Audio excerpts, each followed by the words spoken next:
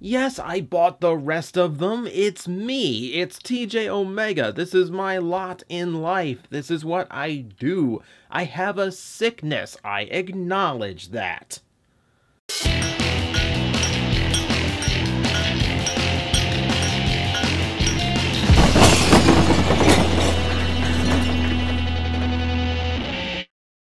So as you know, I've had a recent fascination with the Cyber series of Transformers Generation toys because it was this weird canceled toy line that I thought had a lot of potential to be a nice variety thing, especially for younger and casual Transformer fans that never really materialized past Wave 1.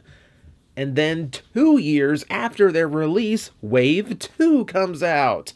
And I got so many messages. Okay, fine. I will be the guinea pig. I will sacrifice my dollar to make sure yours is well spent. So we're going to take a look at the brand new mold out of the Cyber Battalion series, Prowl. I genuinely never thought I would be talking about a brand new Cyber series toy, but hey, it's a weird world. Here we are.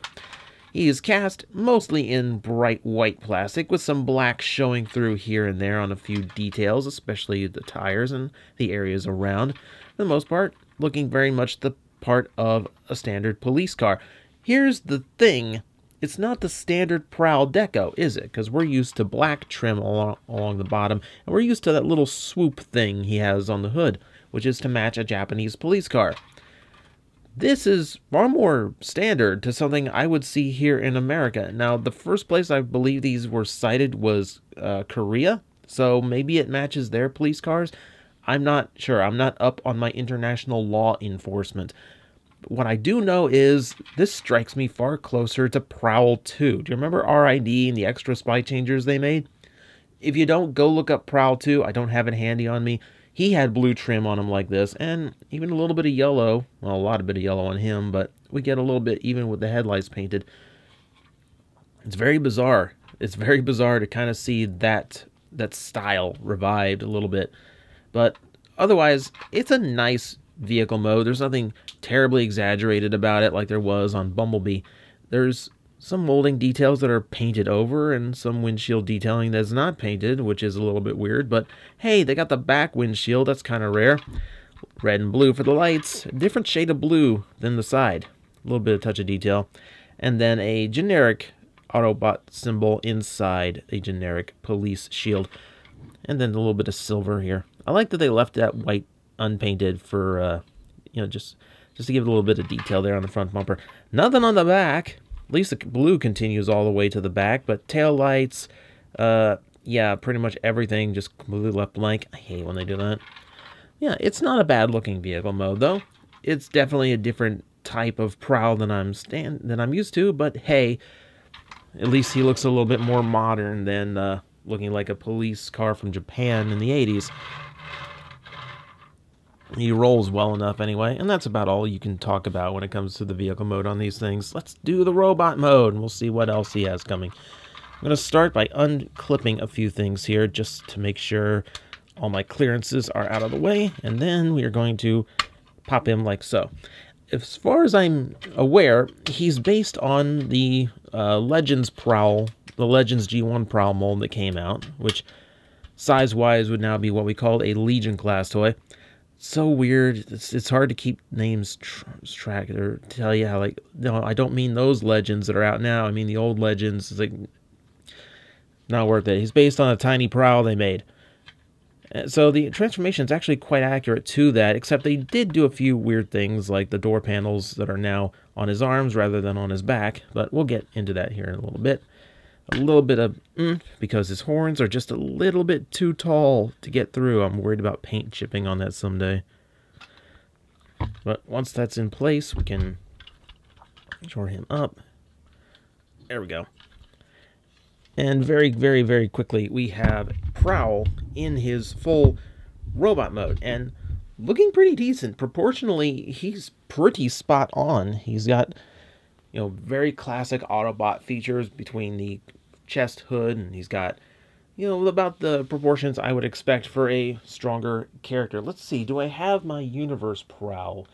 Yes, I do. Can I get him out without making anyone fall? Yes, I can. So we're going to do this again and show you these things are considerably larger than their deluxe counterparts that are actually originally the same price. That was, if you hadn't followed the previous reviews, the idea was to release these big things for a very cheap price because the engineering is simple, the part count is low. It's basically as much budget as they can do and still create an interesting transformer out of it. So, not nearly as complex, not nearly as many parts, but you get size for your dollar, which is why I thought it was great for kids and casuals. So, let's see. We'll take a look at him in our standard way, which means we're going to take a look at the robot mode head, and big surprise, it looks like Prowl. Now here's the thing. One of the things I always liked about the Cyber Series figures was that the head designs had a bit of adventure to them. They were much sharper, they were sleeker, they had some really cool elements to them. This is just straight up G1 Prowl. I don't get that same kind of adventurous vibe from the head sculpt. It looks nice enough. It definitely looks like the Autobot prick we all know and maybe love. Love's a strong word.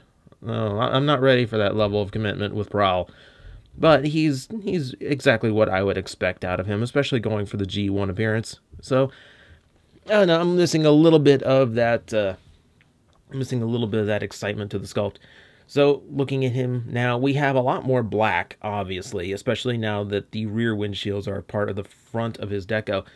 What strikes me strange about this is the original version, the original Legends class toy he was based on, the door wings were on his back, which is a lot closer to how they were in the G1 design. They wouldn't fold out into the wings like they would on the original toy and cartoon model, but they were there at the very least. Here they have been allocated to the arms, which does mean his arms do carry a bit more kibble to them, these big panels sticking off of them, and that's kind of ugly. But for some reason I can kind of ignore it a little bit. It doesn't really bug me, and it cleans up his profile nicely. The thing is, though, with those door wings off, and with his black shoulders and his white forearms and the blue in his detailing, he actually strikes me closer to Jazz in design, because Jazz didn't have the door wings in his animation model. It's a very strange little juxtaposition where I'm looking at one G1 character and I'm getting the vibe of a different one. It seems like this was one head swap and a light bar removal away from being a completely different Transformer toy. So what do we have here? Of course, the front of the car has become the chest, so a lot of detail there that matches over. We do have some detailing here on the shoulders that does indicate to me that this is Prowl. Those little lines are all correct to him.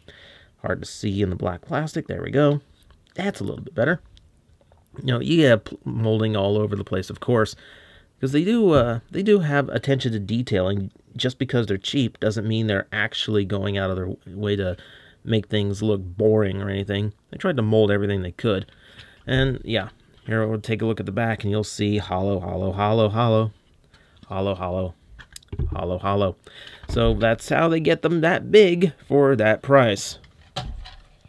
But at least he's solid. Like, he feels like he would survive being played with by a 5-year-old. I think that's the big important thing about this. Even though it's inexpensively made, because it's calling it cheaply made is doing it a disservice.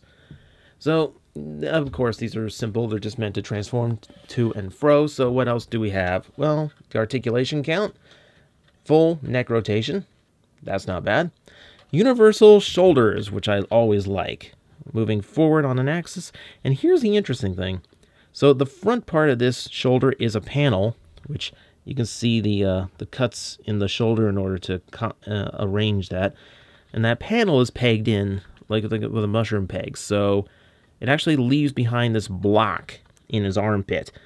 I like this because it's kind of a more natural thing. You know, it's even shaped, you know, to look like his body is extending along with his shoulder. It's a more natural appearance than just like hanging off of a hinge or hanging off of a ball joint stem, I feel. So it's an interesting way of doing a universal shoulder, and it completely works. I've seen universal articulation done far worse than this, and it actually looks pretty decent. I wouldn't mind an actual Transformer doing this. 90-degree elbow bend, which is nice. Universal hips. Always a surprise. And these are very tight joints considering he is on a budget. Now here's the thing. He does have a knee bend, but that's due to transformation. But if your hinges, if those little hinges on yours are tight enough, he actually can support a bent knee pose. And last I posed this guy, mine were tight enough to accomplish such a pose. He still has balance issues because his knees are not quite as tight as they should be, and he does not have much of a heel spur because he's not really meant for those kind of poses. But the fact that he can do them again shows that this line had potential to produce some decent figures for their price. We just never got to see it go far enough for them to really find out what they could do at this size and budget.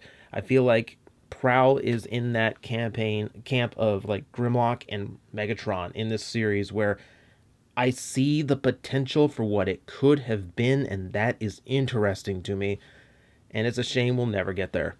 So that is Cyber Series Prowl. He is a nice and simple figure with pretty much the top range of articulation that these figures tend to get.